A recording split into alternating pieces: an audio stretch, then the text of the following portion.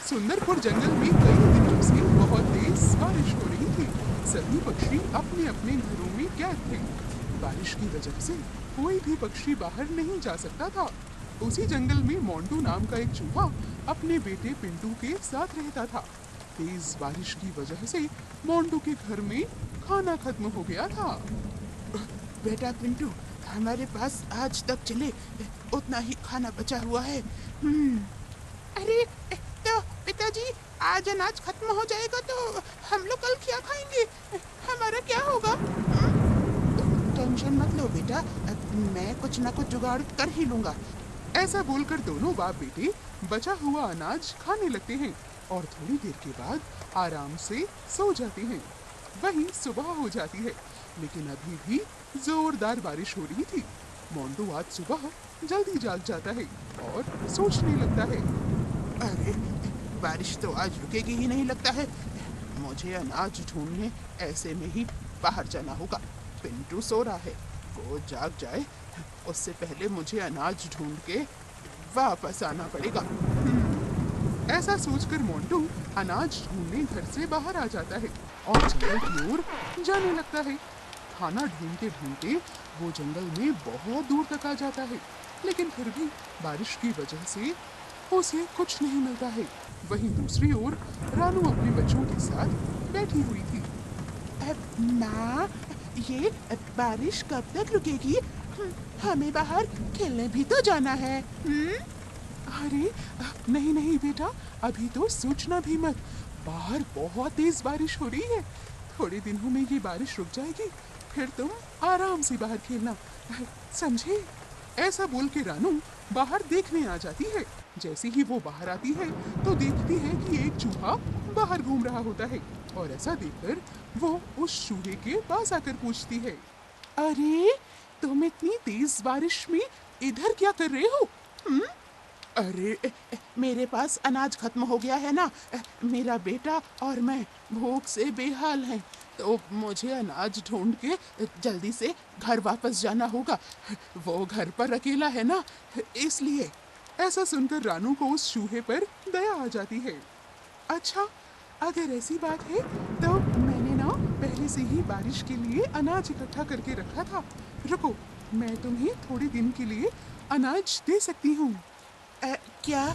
लेकिन मेरे पास तो तुम्हें देने के लिए कुछ भी नहीं है। मुझे कुछ चाहिए भी नहीं, मैं तो बस तुम्हारी मदद कर रही हूँ। ऐसा बोलकर रानू जल्दी से घर के अंदर आ जाती है और अनाज लेकर वापस मोंटू के पास आ जाती है। ऐसा देखकर मोंटू बहुत खुश हो जाता है। अरे, तुम तो कितनी अच्छी हो। तुम्हारा बहुत बहुत धन्यवाद। मैं तुम्हारा ये एहसान कभी नहीं भूलूंगा। अरे, इसमें एहसान कैसा? ये तो मेरा फर्ज था। इसके बाद मोंटू अनाज लेकर जल्दी से अपने घर की ओर निकल जाता है। वहीं रानू भी अपने घर की ओर आ जाती है। ऐसे ही 2-3 दिन बीत जाते हैं। बारिश भी रुक जाती है और फिर से जंगल में सभी पशु पक्षी अपने अपने काम में लग जाते हैं। एक दिन की बात है, सभी पक्षी खाना ढूंढते ढूंढते जंगल में बहुत दूर तक आ गए थे। इतने में जब वो अनाज खा रहे थे कि कालू कौवे को कुछ दिखाई पड़ता है। अरे, देखो देखो दोस्तों, अरे लग रहा है ये शिकारी पंछी इधर ही आ रहे हैं। भागो! हाँ कालू भैया, आप ठीक कह रहे हैं। ये तो इधर ही आ रहे हैं, हमें कुछ करना होगा। हाँ हाँ, सही कह रहे हो तुम लोग। अरे जल्दी जल्दी भागो! मीनू मौसी और सभी पक्षी ऐसा बोल ही रहे थे कि इतने में शिकारी पंछियों की उन पर नजर पड़ जाती है और वो और भी तेजी से हमला करने के लिए उनकी ओर आने लगते हैं। ये देखकर सभी पक्षी वहां से भागने लगते हैं। भागते भागते जंगल में वो बहुत दूर तक आ जाते हैं। दूसरी ओर मोंटू अपने घर के बाहर बड़े आराम से खाना खा रहा था कि इतने में उसकी नजर रानू पर पड़ती है। रानू बड़ी जल्दी में जंगल की ओर जा रही थी कि इतने में मोंटू जोर से चिल्लाने लगता है। अरे रानू, ओ रानू, अरे किधर जा रही हो तुम? अपने दोस्तों के साथ?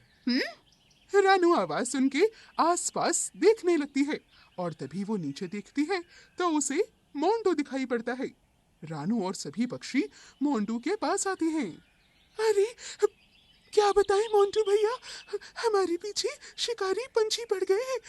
हम सभी लोग अपनी जान बचाकर यहाँ से भाग रहे हैं। तुम भी यहाँ से हटो और जल्दी अपने बिल में जाओ। अरे बस इतनी सी बात। सुनो, तुम लोग जल्दी से मेरे बिल में आ जाओ। मेरे पास तुम लोगों को बचाने के लिए एक युक्ति है। ऐसा बोलकर मोंटू सभी पक्षी को अपने घर में ले आता है। थोड़ी देर में ढूंढते ढूंढते वो दुष्ट शिकारी पंछी वहां पर आ जाते हैं। अरे यार, इतनी देर में ये सभी पंछी यहाँ से गायब कहाँ हो गए? अभी तो यहीं पे थे। हाँ यार, सही कह रहे हो तुम। यहाँ तो छुपने के लिए कोई जगह भी नहीं है। आखिर ये लोग गए तो गए कहाँ? ऐसा बोल के दोनों आसपास देखने लगते हैं। तभी चील की नजर एक घर पर पड़ती है। अरे वो देखो, वहाँ पर एक घर है। मुझे लगता है सभी लोग वहाँ छुपे होंगे। ठीक कह रहे हो तुम यार। चलो, तो देर किस बात की, अंदर जाके सबको बाहर खींच के लाते हैं। चलो। ऐसा बोलकर दोनों जबरदस्ती मोंटू के घर में घुस जाते हैं। जैसे ही अंदर जाते हैं तो देखते हैं कि मोंटू अंदर बैठा हुआ था। अबे चूहे, वो सभी पंछी कहाँ गए? जल्दी बता, वरना तेरी खैर नहीं। बोल। अरे मुझे क्या पता, यहाँ तो कोई नहीं आया। मैं तो यहाँ अकेला रहता हूँ। आप किन पंछियों की बात कर रहे हैं? अबे ज्यादा मत बोल, वरना तेरी शान पत्ती अभी निकाल दूंगा, समझा? ऐसा बोल के दोनों घर की तलाशी लेने लगते हैं। पूरा घर देख लेते हैं, लेकिन उन्हें कोई नहीं मिलता। अरे यार, ये तो ठीक कह रहा है, यहाँ तो कोई भी नहीं है। लगता है वो लोग यहाँ पर आए ही नहीं है। जरूर से वो लोग जंगल में ही छुपे होंगे। हमें उन्हें ढूंढने वहीं जाना चाहिए। सही कह रहे हो तुम, मुझे भी यही लग रहा है।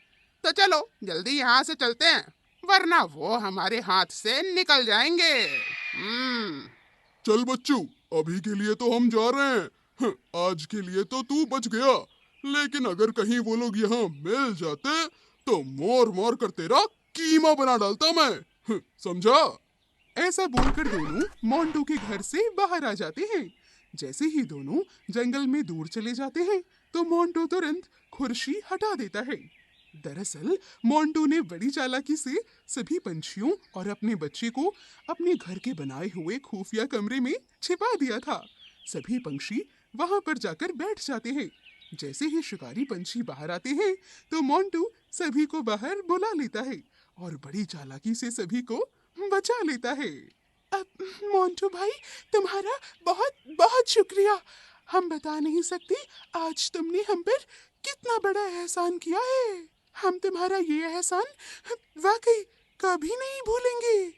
अरे कैसी बातें कर रही हो तुम? इसमें एहसान कैसा? मैंने कोई एहसान वहसान नहीं किया। मैंने तो बस तुम्हारी छोटी सी मदद की है, बस।